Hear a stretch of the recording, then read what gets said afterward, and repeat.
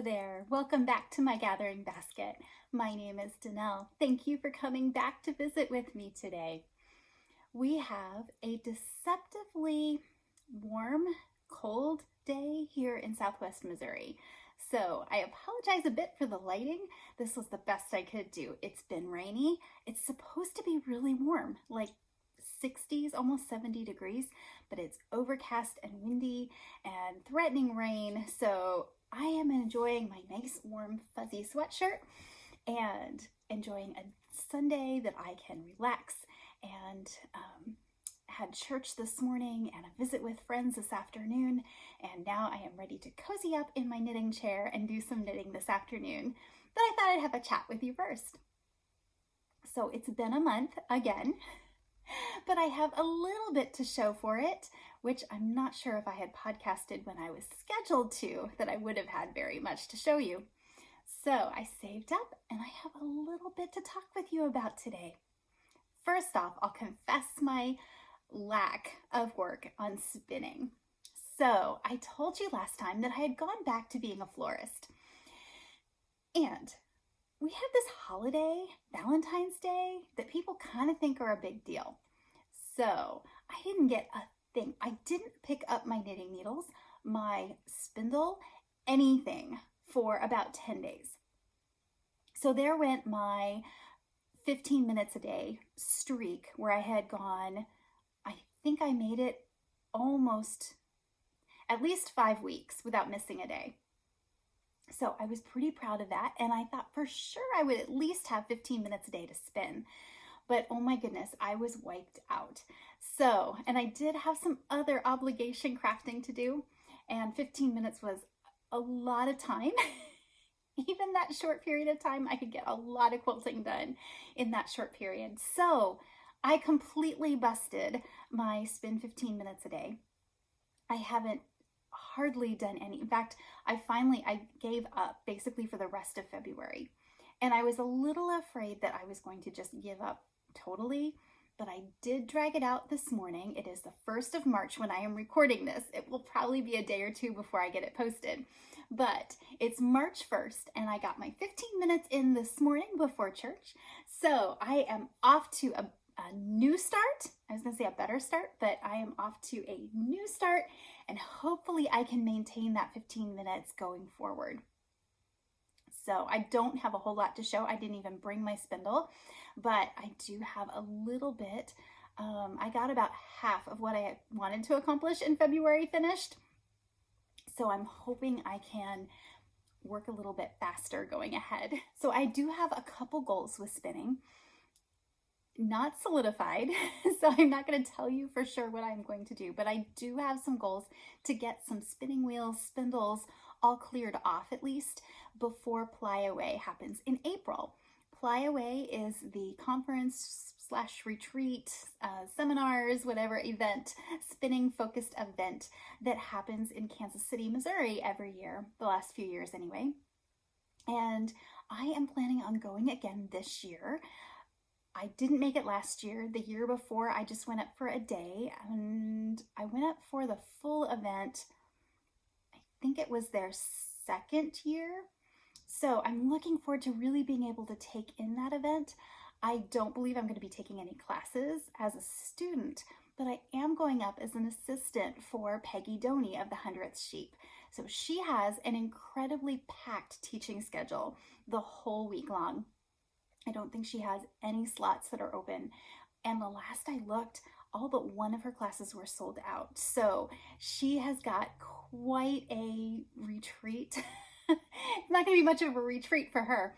Plus, she's also bringing her booth. So her husband is coming with her, and I'm looking forward to visiting with him as well. And then she has somebody else that is coming, and we are going to be sharing a room there at the conference hotel and helping wherever she needs us, whether that's class assistant or helping to staff the booth. So I am really looking forward to just hanging out, kind of absorbing all the yarn fumes and the excitement of other people taking classes. If you are in the Missouri, Kansas area, I believe those two states, and have not checked this out, and you're at all interested in spinning, I would highly encourage you to check out Flyaway. I'll try to link the website below, and they released a news update, whatever, a couple weeks ago, saying that if you live in Missouri or Kansas, that the classes are half price if you sign up before the event. So I can't remember, I think there's a code there or something, but I'll put the information below if you're at all interested. Now, I did go online when they announced that just to see if there was any class that I would be interested in, that maybe Peggy would have some time off. She wouldn't need me necessarily, especially early in the week when she doesn't have the booth going. Anyway, I did look, and there were very few classes that were not sold out.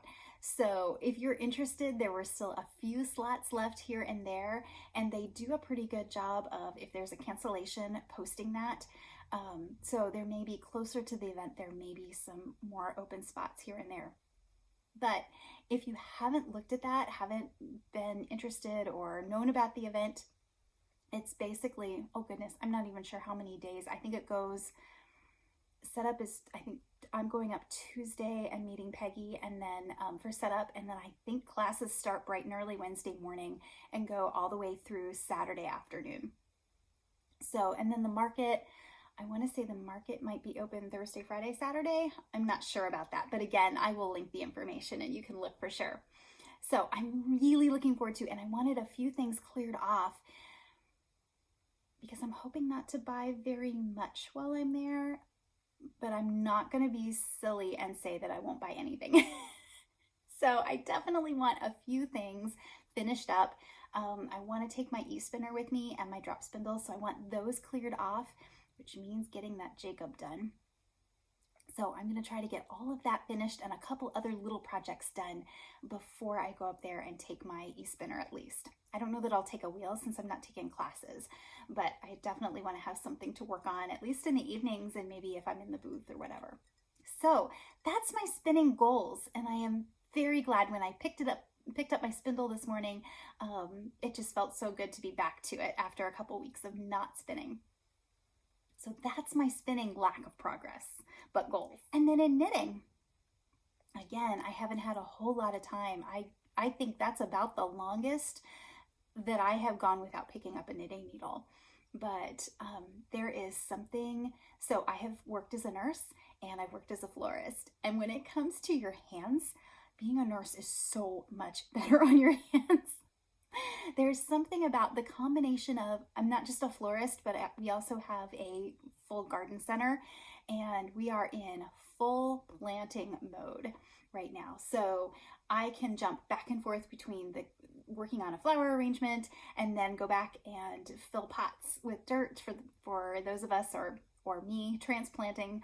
We just got in like several thousand plants the other day, just little itty bitty tiny plugs, starts of plants. Anything from geraniums, bacopa, ivy starts, calibrachoa, which is like a little tiny mini petunia. So all sorts of, and for some reason they all arrived on the same day. A little bit of planning snafu there, shipping. So everything arrived today at the same time. And oh wow, we have been just planting as fast as we can. And something, even though I wear gloves a lot of the time, that stuff just tears your hands up.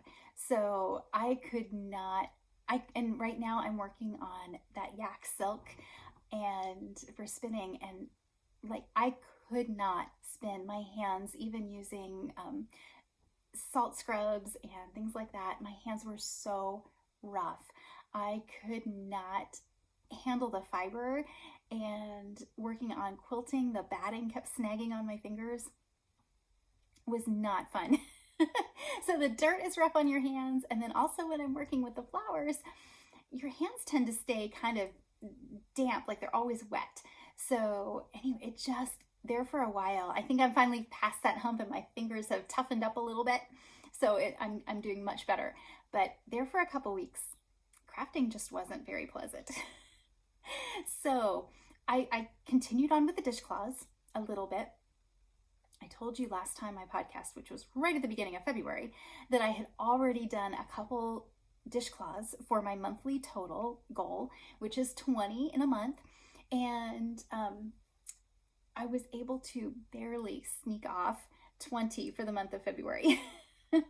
Due in part to a quick road trip down to Texas to see my brother and his family.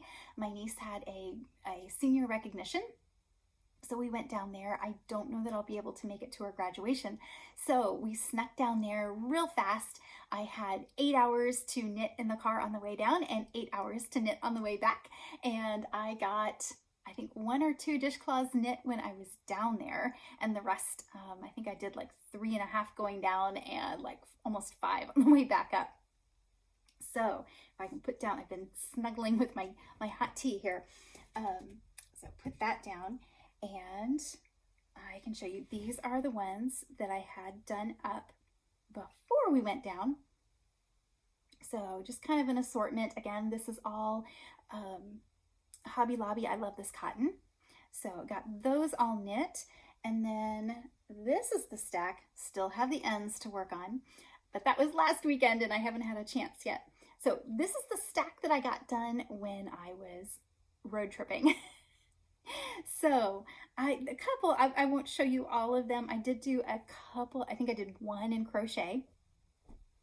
And then when I got home and went to pick up my crochet hook to work on another one, somehow I worked on that in the car on the way home, and somehow it seems like my favorite crochet hook has rolled out of my purse. I'm really annoyed with myself because I know it was in the car. I have searched the car. I have searched all of my luggage. I cannot find that thing. So I'm still hoping it pops up. It has gone AWOL before, and then I found it. So I'm hoping that happens again and there's just like a funny corner of the car that it's going to roll out of. But I am down a crochet hook as far as my favorite. So we'll see how much more crocheting I do on those. It is a Susan Bates. It's not Silverloom. I think this one actually is Silverloom. And what they have now, I bought new ones and they're not the same. So this old my favorite crochet hook doesn't hurt my hands. And I think I've talked about that before. And I've been buying all sorts of different crochet hooks, trying to find one that's similar, and I just haven't found quite what I like. So anyway, that's my sad tale of the crochet hook. But I did get several, I think I have them all. I can get about 3.5 dishcloths, or face cloths as these are, out of 1 skein of the I Love This Cotton in the variegated. So I got 2 of these done, which I think this one is just such a fun color. And then I had some navy. So I took the last little bit and striped that in, and I just thought that was so much fun. I like those striped ones. And then just some solid navies. Oh, there's my third one of these. Some denim-y colored, and yeah, the rest of these are all just kind of miscellaneous, different. I think that one's, I like the variegateds. They just keep my interest and I think they look pretty. This is the one the colorway that I'm working on now. I think that's fun. And purple and another variegated. So anyway, I got 10 of those done, and then I would have totally failed in my 20 for this month, but I got a call from my mom right before we left to go down there, and she said, hey, I was going through our farmer's market stuff from last summer and I found a stack of dishcloths in there that I had totally forgotten that I had put in there. So she brought back 5. I've got 4 here, and said, do you want these for your dishcloth project? Now, a couple of these I may not use because I was just kind of playing with some patterns. I'm not sure. This one is kind of on the, it's pretty big. So I may set that one back after all. And then I was working with some mitered square dishcloths, which can be a lot of fun. And I don't know what my problem was when I was making this one, but it is definitely not square. So it will work absolutely fine as a washcloth, but I may not send it for that. So we'll see. I'm going to keep it at the side, and if I get to the point where I just can't finish these, then I'll throw in some of these other ones. But there was another colorway, just kind of just barely see the color in there, but pink and green. I like these ones that are just kind of a hint of color. So Anyway, so that was quite a blessing to have those brought over, because then I was able to get the other 15 done for sure and make my monthly total. So most of everything that I'm doing right now is the I Love This cotton, but I did want to show you a new to me cotton yarn. This was when I was ordering. I ordered all of that I Love This cotton online when they were having a sale, and I knew I wouldn't be able to get to our local Hobby Lobby. It's about 45 minutes to an hour away. So I knew I wouldn't be able to get there during the sale, and I just ordered a bunch of colors online. And this popped up. It's Yarn Bee's Sugar Wheel Cotton Mini. And this is the Milkshake Madness. And it was on sale, so it's normally $2.50 a skein. It is 1.76 ounces or 117 yards. So it's definitely a mini. Milkshake Madness, this will still show you the colors. It's kind of, I don't know, it was kind of a funny name to me, but it goes from this black, gray to a pink. And I really thought I could only get one out of one dishcloth out of a skein, but I got this one done. So you can I think that has all the colors. It started with this gray, went into black, gray, and then I was just starting into the pinks when I finished. So I came home, put this on my scale, weighed the rest of it, and I think I have just over like 2 grams more than what this used. So I can get 2 out of it. Now, I will be honest, I'm not sure that this is the best dishcloth cotton. It is super soft. I think this would be wonderful for like preemie hats or baby clothes. So the only colorways that they had available at the time, and this was a new product, so the only things that they had were these color shifting cakes. But I think if they had solid colors, this really feels nice.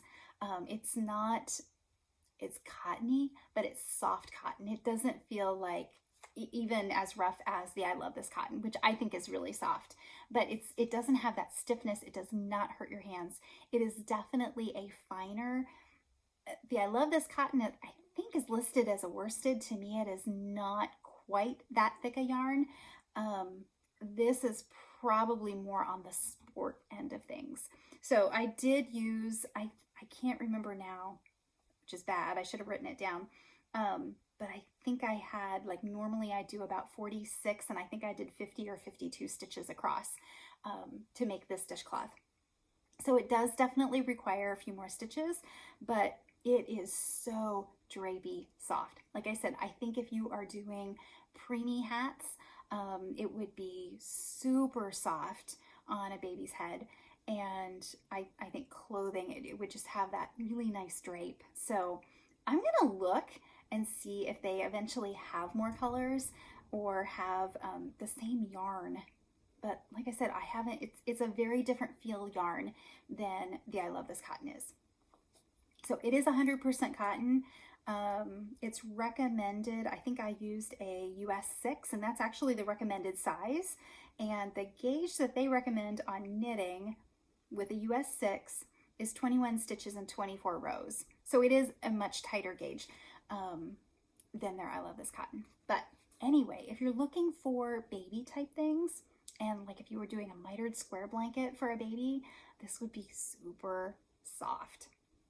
I really do like this. A little bit more expensive.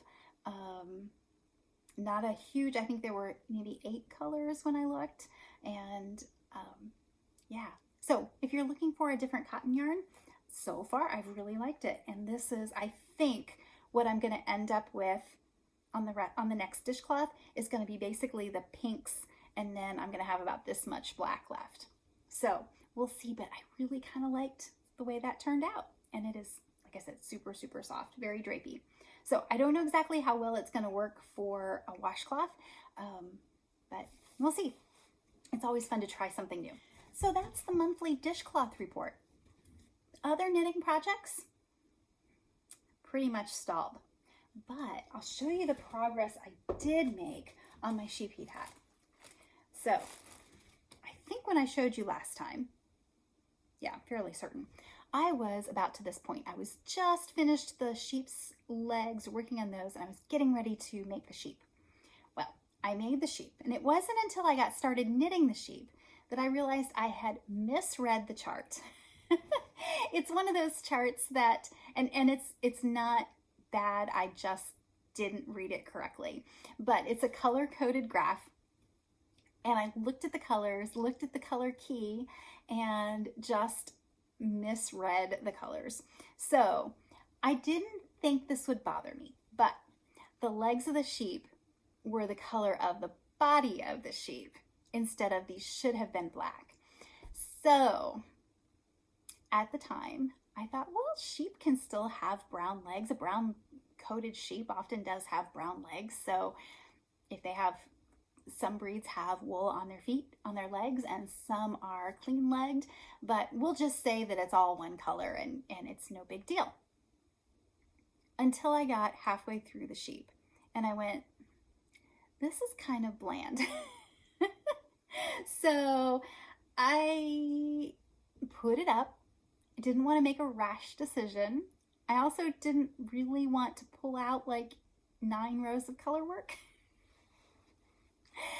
But the more I've looked at it, I would be okay with this, but I think I'm going to be happier if I have the dark colored legs. So I think I am going to go ahead and go all the way back to this row here, which is kind of one of the gray colors. I think I can, there was no color work in that, so the easiest thing is going to be just to go all the way back, pick up that row, and start over. In all honesty, this isn't very much knitting. I think it's 9 rows that I had gotten done. So yeah, it's going back, but I think in the end I'm going to be happier with it. So I did get quite a bit done. The pattern is working out great. I just need to be able to read it a little close, the colors a little bit closer. So progress, but not progress. But I'm really enjoying that and wanting to get back to it. So the other project that I told you I was needing to get working on is the palette by Lisa Ross. So there's her pictures of it. It's a very simple open front. It does have buttons, a button band, but I've seen a lot of people using it as just an open front cardigan. And I am doing this for my friends at Show Me Yarn. Doing it for a booth sample. And you know what? Show season is like right around the corner. So I have got to get this cardigan finished. And if you remember my conversation about it like last fall, I thought my gauge was off. This is a raglan, so I am top down working the increases there. And I got about 1 inch finished last night. So I was about here when I stopped the last time. And I thought my gauge was off, which was driving me crazy because my swatch, after I blocked it, was perfect. And so for the last 3 months, like a responsible knitter, I've let it sit in a bag thinking that maybe it would correct itself or something. I finally pulled it out and remeasured the gauge. And you know what? I am way less than 1/4 of an inch off on my gauge. And I'm smaller. And I'm pretty sure that what happened is it probably was this gauge when I was doing the gauge swatch. And then when I blocked the swatch, this is superwash and it does tend to grow. So I'm kind of thinking that that corrected my gauge. And I'm a little bit worried if I go up that I'm going to end up having too big a sweater. So I went ahead and carried on. I got a couple repeats done last night. I'm actually 1 4-row repeat. So I think, and then I think if I do the increase row and all of that, I think I have another 6 rows maybe to knit, and then I'll be ready to divide for the sleeves. So in theory, this should go really fast. The yarn that they've given me is very much similar to the color palette that is on this. So I'm looking forward to getting those. I still have to get those yarns caked up and then added to it. So basically on her picture, well, on this one, I think I'm right about here. And you know how it goes. Once you divide for those sleeves, like the rest of the body goes pretty quickly. I'm thinking there are some waist shaping instructions included on this, but it also says that you can just do it, ignore that, and do it as a straight cardigan. And I'm kind of thinking I may do that. I have seen several of these in the wild, and honestly, I think most of the time I've seen them open, or worn oversize. So I think that will be just as fine and be way easier to knit when I can just do back and forth. So that's kind of my plan, my thinking right now. Now, when I get down a couple more inches and I know how it's going a little bit better, I may change my mind and add those in. But really, truly, just looking at the pictures, it doesn't really look like a fitted cardigan necessarily. So I'm hoping that maybe tonight I can actually get to the point where I can divide for the sleeves, and then I can really get cranking on the front of that cardigan, because I want to get this down to them in time for them to kind of plan their booth samples. So that's going to be the next monogamous-ish project that I work on. That's what I'm going to focus on and see if I can get that busted out pretty quickly, because there are so many other things I want to be knitting. So that's my plan as far as knitting goes. I think that's it on knitting. Weaving, I'll try to put it in a picture of the rug snake that I made. And if you've seen any circular sock machine, if you follow anybody like on Instagram that has a circular sock machine and makes lots and lots of socks on it, there's this thing, a sock snake, where you just keep cranking out tubes. And when you get to the end of one skein, then you put in a little bit of separator yarn and then go on with another one. So when you get all done, you may have like 16 skeins, I think is what one of my friends did. 16 different skeins of yarn, all cranked in this big, long tube. And then you can go through and separate and put in heels and toes and all of that. So works really, really well and very efficiently. Well, as a rug weaver, I kind of do the same thing with my rugs. Usually I do like a 24 by 36 inch rug. That's kind of my average. So at that size, I can do about 5 on my loom before I need to cut it off and kind of start over. My loom gets pretty full and hard to turn if I get much more than about that. So I was able to get 5 rugs woven and off the loom and all hemmed and taken into the store near me that has been graciously selling them for me. So I thought I was just about out of warp by doing 5. I actually have enough warp threads left on my loom that I can do another small rug. So I think I can get about a 30 inch on it. So I need to get that woven up. What's holding me back is I have to get the warp retied on the front. So that is my least, like every craft, every hobby, I think there's usually one thing that you like the least. Whether, if you're a sock knitter and you hate to Kitchener, or weaving in ends, or winding yarn balls, there's most people have one thing they don't particularly like, and for me it's tying the warp in the front. I don't know why. It can really I think it makes me nervous because it can make a big difference on the tension of your finished project. So I need to get that tied up and get that woven off, because I have a friend that asked me to go ahead and make a custom rug for her. She needs it about 2 by 5 foot, and she gave me the wool yardage fabric to use for it. So my plan was to warp up black and gray for the next batch of rugs. I usually, and I think I've said this before, but I usually put about 25 yards of warp on at a time so that I can do a whole batch of rugs, because warping can take a while. And if you can just go ahead and put on it only takes a couple minutes to wind a few more yards, but starting over takes a long time. So that may not make any sense. Maybe someday I'll do a little video of how warping goes on my rug loom. So I need to get my loom all warped back up and get that custom rug made. I don't know that that's going to be done. She said she's in no hurry. We have been talking about this rug for a couple years, and she finally gave me the fabric. So I need to get that done just so it's off my mental to-do list. She's not necessarily pushing me, but I just want to have that done. So, and then I can get on to weaving some other rugs with the black and gray warp, and I've got a few plans. I'm kind of excited to do that combination again. It's been a while. So that's my weaving. And then I've got a couple other plans coming up. I kind of want to do some garments. Stay tuned.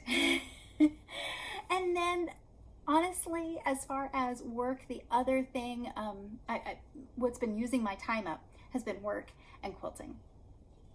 I told you last time that I had a quilt that I wanted to do for my niece for her graduation. I don't know, like I said, that I'll be able to get down for the actual graduation itself, and it's going to be a fairly small event from what she's saying. But she had this recognition party, and it sounded like that was actually going to be a bigger deal than the graduation itself. So my family and I went down, we left Saturday morning and came back Monday morning. So flying fast trip, basically there for a day and a half. But I wanted to get that quilt done so I could give it to her in person. So I will insert some pictures of it. It turned out so much better than I thought it might, and it was much easier as well, which was very nice because I basically did the whole thing in 2 weeks, start to finish, cutting out the fabric to binding it, putting it on the long arm quilting machine, and oh my goodness, I put in so many brain cells trying to decide what quilting pattern to put on this thing. I don't know why that was such a hard choice for this quilt, but it really was. So got that all done, off the frame, bound the day before we went. I was afraid I was going to be sewing the binding on in the car, but got it all done and packaged up, and she was very pleased with it. So I was able to take some pictures down at their place. They have a nice black pipe fence that I was able to hang it over and get some good shots of. So I'll include some of those. And yeah, very, very happy to have that done. I've also been doing quite a few client quilts on the long arm. So I've kept myself very busy. I am starting tomorrow.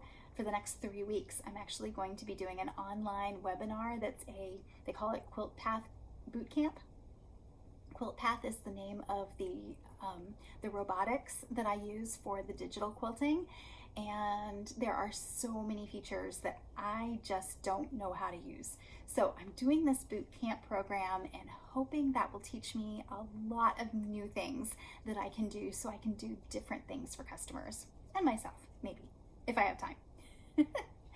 So that's going to keep me busy for the next couple weeks. I think it is 2 to 3 times a week for a 2-hour webinar, and then practicing in between. So, and I think right now I've got a little bit of a queue, which is exciting. I've been able to get a quilt in and quilt it and get it back before I got the next quilt in. So I actually have a little bit of a quilting list, which is really exciting for me. So I've been having fun with that. I've also been working in between every once in a while on my Meadowland quilt along. I told you all about that the last couple times, but because of Valentine's Day and work, and basically when I realized I needed to get my niece's quilt done, I pretty much shoved the Meadowland fabric to the side. So I didn't get a chance to. I'm totally off of the quilt along timeline. I'm still slightly hoping that I can catch up. We've only got, I think, 1 more week, but this thing goes together so quickly. So this is the only finished block that I have, and it's blowing out the color just a tad, but I'm doing all these light colors, and then there's a few darker fabrics as well, but this is one of the lighter ones. It is a 16-inch block, so it goes really fast. It will be about, I'm going to add some borders, so it's going to be somewhere around 88 by 90 inches, I think, when I'm done. And it's going to be 25 blocks in a border. So this is probably one of the biggest quilt blocks I've ever done. I'm usually doing more like the 8 to 10 inch blocks. So this has been really fun because the pieces are kind of big. Wonderful instructions. So there's basically 2 sections to this. this outer flying geese, which is this triangular part. I was going to try to fold it, but this outer triangular piece you make in a strip. I had never, this is a new technique to me. I have done flying geese, which the flying geese unit are these two triangles on the sides and the one in the center. It's called a flying geese patch. This is a technique where you do all four of these basically in one big block and then cut them apart. So I've heard of, it's called a no waste flying geese technique. I've heard of that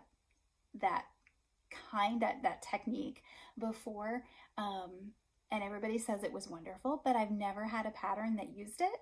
So this has been a lot of fun to be able to put together and try that. But basically you make 4 of these units and then a center square. So if I can fold this. So there's a rough idea of what the center is. So it's basically these 4 rectangles, 4 squares, and then this big center square. So what I have done, since I've completely thrown the timeline of the quilt along out the window, I have gone through and basically I have almost all of my center blocks done. And then I just need to go back and do the flying geese to each one and put them together. It goes so fast. After I did this one, I think it's taking me under 10 minutes for sure to do the center part and get that all done. And then just putting the whole thing together goes so fast. Everybody says that this is such an addictive block, and 3,500 quilters can't be wrong. So there is the Meadowland. I have 24 more patches to put together and then put the whole thing together. So if you are interested in doing that Meadowland, I highly recommend the pattern. It is written so that you can use fat quarters, which are easy to find. I bought a whole stack of fat quarters in a pre-made bundle. I think I showed you that at one point. So I didn't have to do a lot of fabric choosing, which is not my favorite part on quilts for some reason. But the pattern goes so quickly. And like I said, it really could be, I'm going to say it's an adventurous beginner program or pattern. So if you are interested in starting, if you have done any quilting at all, I think Meadowland is definitely an accessible pattern. So that is my next quilt project. I'm hoping to get this done in the next week or 2. And then I'll get that on the frame. And I'm also looking forward to, I know I have at least one Meadowland coming to me for long arming. And I am part of the group, the Long Arm League, that is offering 20% off of anybody that is part of the Meadowland Quilt Along to do their long arm quilting for them. So I'm excited to see if I get any other people that are interested. So I'm still trying to get my business put together, officially naming it. I don't know. I have had so much trouble coming up with what I want to call myself for a business. But as soon as I get that put together, I'm trying to get a website put together with all the information on my quilting. So hopefully that will be coming in the near-ish future. But that's my quilting. I think that's pretty much where I am. That is what I've been spending most of my time doing here lately. And it's been a lot of fun. I have learned so much, which is always exciting. Maybe a little bit frustrating at times. But you know, I had trouble with my quilting machine just the other night. My threads kept breaking. I was about ready to pull my hair out. And then I realized that for some reason, I'm not really sure how, but my needle had twisted just a hair and it was shredding the thread. So I don't know what made me think of that, look at that. But you know, it was very frustrating, but it was also very rewarding at the end to go, I identified the problem and I knew how to fix it. And that was so empowering. Just like when you fix a knitting mistake or whatever, it feels, it's almost worth the frustration to get to the end and realize, hey, I have really learned something and I know how to fix that. I can take care of that. So I'm looking forward to that boot camp, maybe showing me a whole lot of other things. So there may be more quilting for me to show you in the future. We're also starting some seeds inside. So we've got broccoli and cabbage that's about this tall. Not quite time yet for tomatoes and peppers, that kind of thing. It'll be a little bit before we start those. Getting some of the longer flowers started. I think Mom started lupins, ageratum that I want to put in my flower bed. Let's see. Oh, I can't even remember what else. I was not able to get cottonseed this year. I am not sure. Where I usually go, Baker Creek, does not have a single variety of cottonseed this year. I did hear last fall that there was some sort of disease that was going through the organic cotton fields on the West Coast. And they were really encouraging people not to seed swap. In the organic kind of homesteading community, there's a lot of seed swapping, exchanging that goes on. And they were really encouraging people not to do that because they didn't want to spread whatever this problem is. They were still working on identifying it. I think they said, but it didn't stick in my head. So they were still trying to identify how to treat it, I guess I should say. And they didn't want this spreading and affecting cotton across the US. So I'm kind of assuming that maybe that's why the seed is a little hard to come by. I did have some cotton left from 2 years ago. This past year, I didn't have any that matured to the point where I could save the seed. So I was looking at some of my seed from 2 years ago, and I had planted all of my seed then. I kept some from the cotton bolls as I was spinning, but I'm kind of thinking my research showed that after a year or two, after 2 years, the germination rate, the viability of the seed goes like drastically down. So I'm kind of wondering if I didn't get rid of some of that older seed, I need to do some more looking. It wasn't where I thought it was. And all I had left in the original seed that I had bought, which is now going to be, 3 years old, was all the brown. So that kind of threw me a little bit. I think I still have some cotton bolls that I didn't get spun up. So I'm going to see if maybe I can pull some seeds off of those. I'm not really sure. So I need to do some digging because I was looking forward to getting some cotton started this week. It's on my to-do list for this week because it is definitely a long, long crop. And last year I didn't get it out early enough, and then we had an early frost. So my cotton crop didn't do anything last year. But I'm hoping to try again if I can remember where I put the seed. So and I know that what I had isn't infected with anything because it was older. So anyway, I'm going to try again if I can find my seed. I've also done a lot of pruning. I spent yesterday afternoon, we had a gorgeous day, and I took 2 truckloads of stuff pruned off of just shrubbery, crepe myrtles and all that around my house, got all that neatened up. And I went down and checked on my peaches and my pear tree. They're not leafing out yet, which is good. I was afraid they would have started because we've had such back and forth weather, and it can just take 2 or 3 days of nice weather and they pop out and then they get frozen. So I'm kind of glad they haven't. And I did get some fungal infections on my both peaches and pear last year, which is very common around here. We did spray, but not heavily, and we still got some infections. So I need to go through and just really prune back hard on those. We may not get crops this year, but I need to prune back really, really hard. Go ahead and spray everything and try to fight that because it can kill your trees. So I hate spraying, but I try to use the most natural stuff that I can and try to beat that out. And so I was very glad that they had not popped out. But I went down and checked my elderberries, and they weren't just budded, they were leafed out. This is like a good month earlier than I've ever seen elderberries. The wild ones, these are tame ones that I bought. I don't think that the wild ones, I have a couple wild ones, and I need to go down and check those. But my tame ones, I had leaves on them this long. So they got probably 15 foot tall last year. I couldn't pick the berries.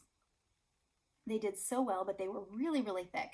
And elderberries grow from the roots under the ground.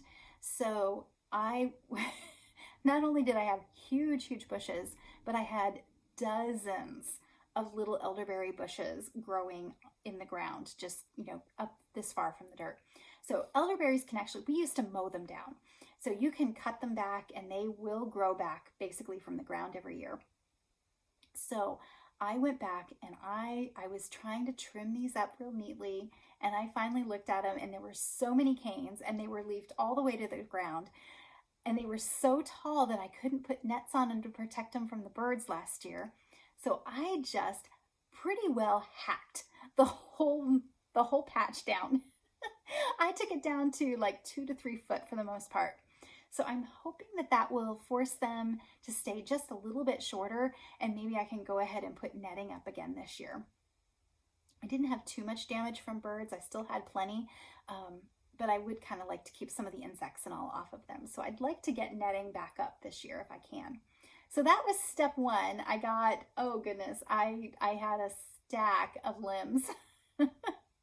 And I was told, my mom was reading something from the conservation department about insects like the pollinators, the solitary bees and butterflies and all that.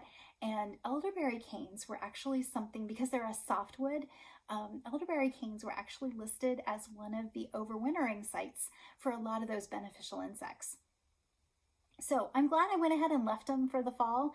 I am not going to be destroying them. I just cut them down, and we have a big burn pile, and here in a couple months we'll burn all of that. But by then all of those beneficials should be hatched out and ready to help us out in the garden.